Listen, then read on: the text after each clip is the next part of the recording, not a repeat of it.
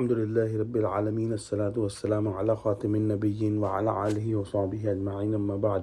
فأعوذ بالله من الشيطان الرجيم بسم الله الرحمن الرحيم قال الله تعالى في سورة الأنعام وتمت كلمة ربك صدقا وعدلا لا مبدل لكلماته وَهُوَ السَّمِيعُ الْعَلِيمُ۔ ترجمہ: اور تمہارے پروردگار کی باتیں سچائی اور انصاف میں پوری ہیں، اس کی باتوں کو کوئی بدلنے والا نہیں اور وہ سنتا جانتا ہے۔ پچھلی آیتوں کے اندر ہم نے پڑھا کہ اللہ سبحانہ و تعالی نے شیاطین انس و جنس کے بارے میں ارشاد فرمایا کہ کس طرح سے وہ لوگوں کے عوام الناس کے دلوں میں ملمے کی باتیں ڈالتے ہیں، اور یہ وسوسے جو وہ لوگوں کے دلوں میں ڈالتے ہیں تو وہ صرف انہی لوگوں کو اپنی طرف مائل کر سکتے ہیں جو کہ بدعقیدہ اور جاہل ہیں، جو کہ آخرت پر ایمان نہیں رکھتے۔ جو لوگ قلب سلیم رکھتے ہیں اور جو لوگ آخرت پر ایمان رکھتے ہیں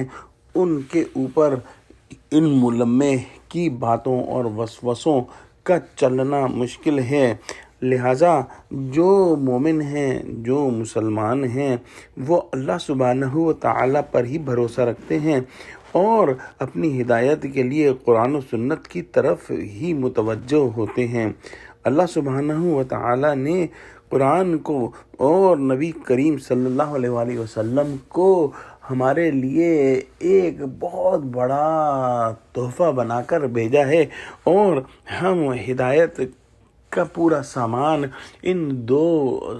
سورسز سے حاصل کر سکتے ہیں۔ قرآن کی موجودگی میں کیسے کوئی مسلمان جو کہ قلب سلیم رکھتا ہو اور جس کے اپنے دل میں ٹیڑھ نہ ہو، کیسے وہ کسی وسوسوں اور اوہام یا محض عقلی قیاسات اور جو ہے گمراہ کن جو ہے وہ باتوں کا شکار ہو سکتا ہے، جبکہ وہ جانتا ہے کہ اللہ سبحانہ و تعالی نے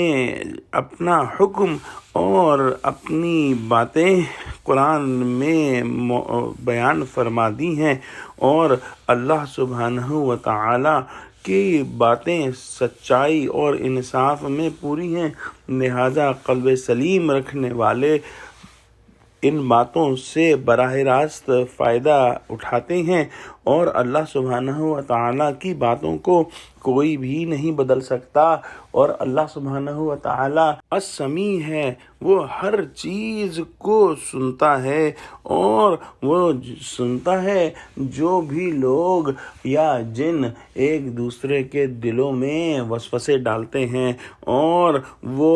ہر چیز کو جانتا ہے، اور وہ جانتا ہے کہ ان وسوسوں سے کون سے لوگ جو ہے وہ بہک رہے ہیں اور کون سے لوگ ان وسوسوں پر کان نہیں دھر رہے۔ دعا کرتے ہیں کہ اللہ سبحانہ و تعالی ہم کو قرآن کا فہم عطا فرما، ہم کو سچے لوگوں سے جوڑ دے، اور ہم کو شیاطین